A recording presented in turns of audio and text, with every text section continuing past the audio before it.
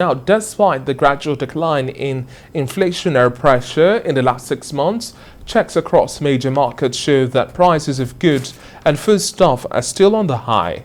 Now, to an average Nigerian, this would also appear as though that the numbers are not a true reflection of the market reality, as food prices and the cost of services are surging across the country. Now, according to the most recent figures from the National Bureau of Statistics, the Consumer Price Index, which measures inflation, stood at 16.63%, which is about 0.38 percentage points lower than the 17.01% rate recorded in the month of August. Now, as another festive season approaches, most Nigerians anticipate an increase in the prices of goods and services as the purchasing power of consumers generally spike during the season, making the continued CPI also totally at variance with current market realities.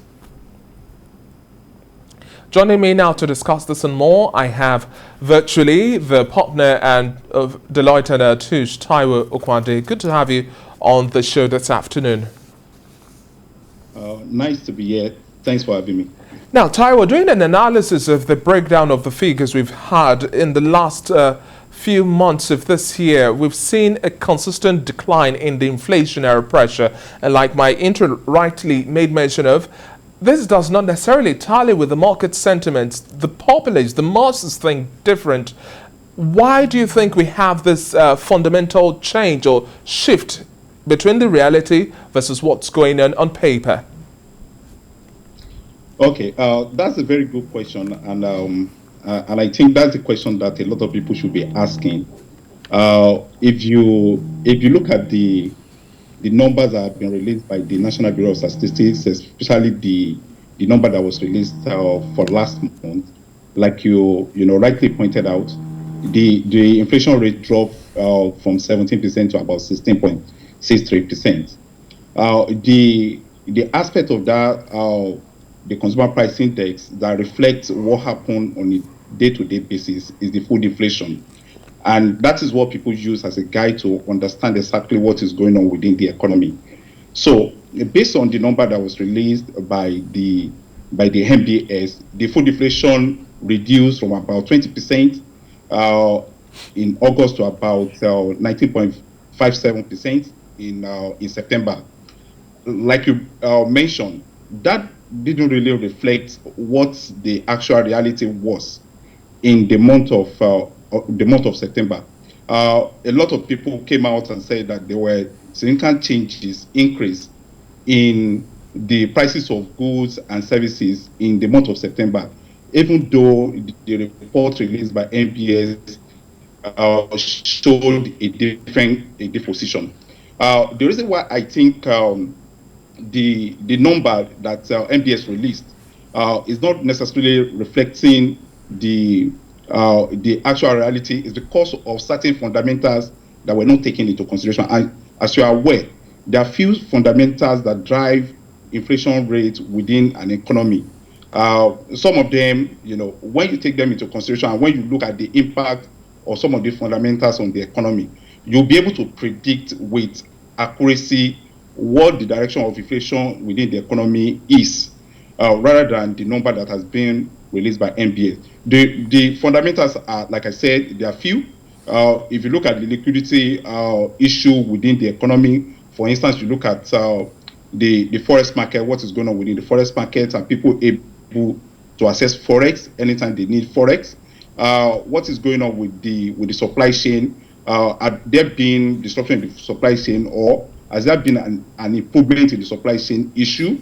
As you are aware, the issue of security in the northeast and the northwest, and especially what is happening now in the southeast, continue to worsen. So you can say that things are improving. Some of these fundamentals are improving. It is only when these fundamentals are improving that is when you know that possibly if those things are improving, then the impact on inflation will not be too significant. But they are not improving, so you can't say that inflation is increasing at a decreasing rate, because that doesn't necessarily reflect the actual reality. Okay, now, Taiwo, now talking about some of the realities we have on ground, we're in the Ember months. It's just a few more days to Christmas, barely a month to go to the Christmas holidays. Now, traditionally, in Nigeria, when we are approaching the Christmas holidays or festivities, we see the prices of items skyrocket. When you take, for example, in Europe or in the United States, Australia and other places, you see that there are rather price slashes, prices come down relatively. Now, with the next results you're expecting for October, November and December, what do you think would be the pattern of inflation that we'll see in the country versus the prices of items in the country? So for October, based on the official number that we expect NBS to release, I think the pattern will remain the same. You will still continue to see a reduction in inflation rates. The reduction will still be at a slower rate. But in the month of November and December, because you are likely going to see a change in the spending patterns of people, because people will have to start spending in anticipation of the festive period and celebration. During the festive period, you expect people to buy. You expect people to buy food items. You expect people to sign down, and this will likely drive up the prices of these items, because if the demand increases and the demand and the supply is unable to meet the demand, you are likely going to see in the next between November and December, prices of items will go up significantly. Please, there's something that people need to understand. The fact that the prices of items in November and December will go up doesn't necessarily mean that there's something significantly wrong with the economy. No, this is the pattern. If you look at the pattern in the last, maybe the last 10 years, you see people spending. The spending pattern in November and December changes, and that always leads to an increase in inflation rate. It triggered an increase in food prices and ultimately inflation rate. So this is not something to be concerned about. So when you see this increase in inflation, especially in the month of November and December, the rise in the inflation and the changes in the fundamentals within the economy will have what is called a trickle-down effect on the ability of household to be able to buy things. Because when the inflation rate increases, it affects the purchasing power of household, and you'll not be able to buy at the same rate as which you are buying before. So, like I said, you are likely going to see the same pattern with respect to inflation rate in the month of October, but this pattern is likely to change in the month of November and December. Now, Ty, we're also likely to close the year, say, looking at inflation figures at about 15% thereabout. And then the forecast for the year 2022 is captured in the appropriation bill which is presented. We're also likely to see it on an average of 13%. Why is this double figure still a major issue, like you've mentioned, for households, and then a problem for government to bring down much more aggressively? So, like I said, it's still going to be a problem for households because it affects the rise in inflation affects purchasing power of household. If you used to buy something at 1,000 naira and the price of that item increased to about 2,000 naira, and your ability to buy has not really changed. So, or maybe your salary or your income has not really changed. It affects your ability to buy, because what you are able to buy for 1,000 naira has increased to 2,000 naira. So you need your salary to increase by about 100% for you to be able to afford the same item. So that's how what is likely going to happen in December will affect the ability of people to buy, the purchasing power of people. So what do I think that government has to do, or why do I think that government is having difficulty correcting this? Like I said, the COVID restriction and the supply chain disruption is still there. The COVID restriction, because if you look at the number of the percentage of the population of the country that has been fully vaccinated is around, I think, about 1 to 2%. So you still have a significant number of people that are yet to be vaccinated. So we still have a concern around COVID-19. So until that issue of COVID-19 and the significant portion of the population is fully vaccinated, that is when you start having some kind of relief from the issue of COVID-19, and you start seeing an improvement in the supply chain. As you are aware, when you have, a bit of trade restriction will continue to affect the supply chain of countries, not just Nigeria. It affects so many countries, and it affects the supply chain of businesses. I'm not sure if you are aware of what is going on what happened at the G20 summit last week.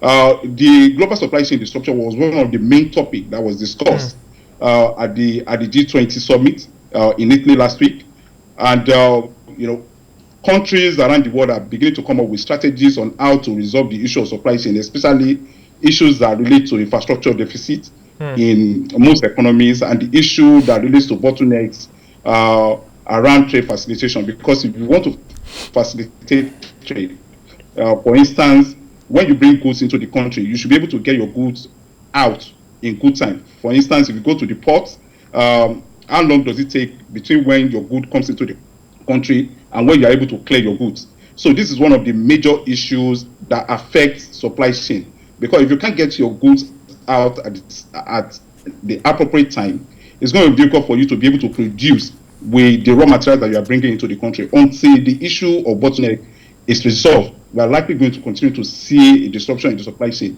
And this disruption is likely going to increase in the month of November and December, because you see so many businesses bringing items into the country.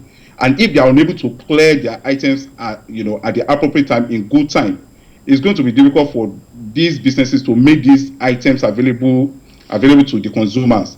So if that is the case, it's likely going to drive up the prices of the goods that these raw materials are supposed to be used to produce. The other issue is around security, like I mentioned. We still have security issue within the country. The issue of kidnappings, the banditry attacks in some parts of the countries are affecting the ability of farmers to access their farmlands as well as distribution channels. So if you are unable to access your farm, it's going to be difficult for you to produce goods which you are going to sell for the purpose of making money. So if you are unable to sell those goods, and if you are unable to access the distribution channels for you to be able to sell your goods to consumer, that will likely going to affect the prices of the goods that you are selling.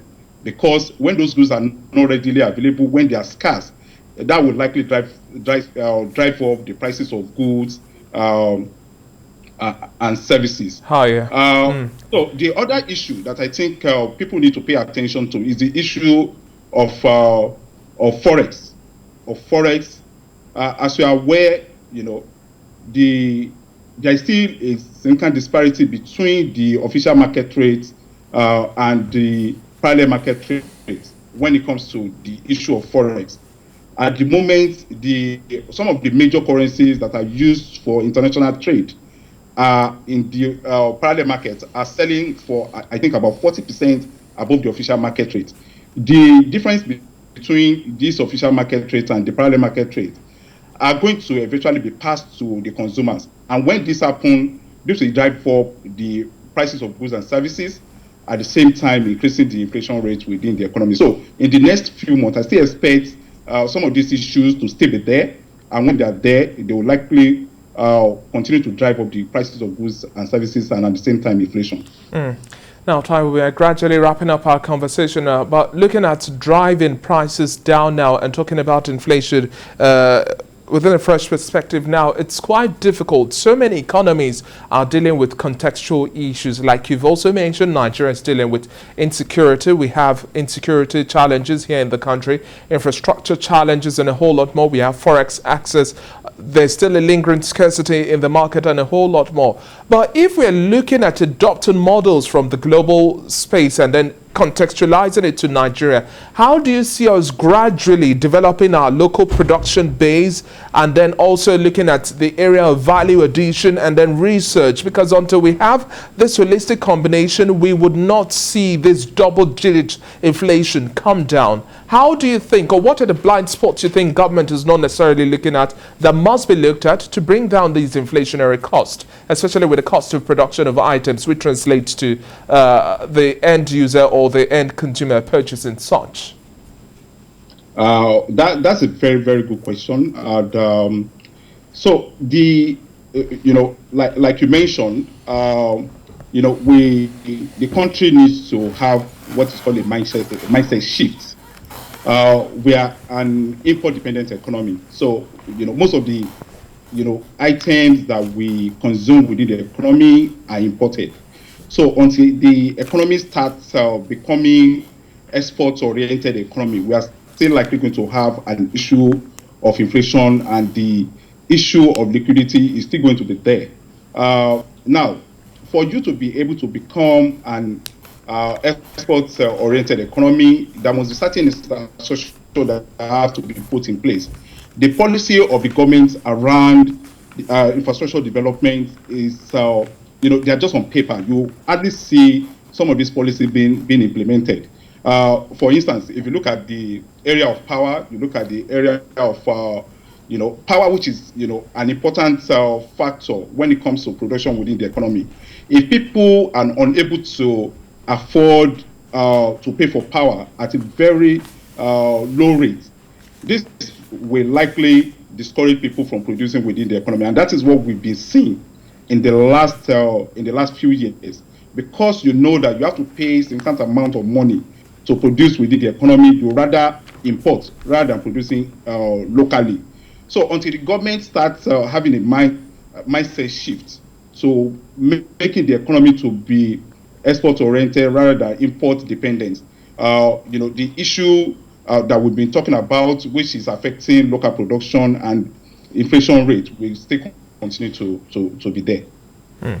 Thank you very much for your time on the show today. Taiwo Okunade, it's been a pleasure speaking with you. Thanks for having me.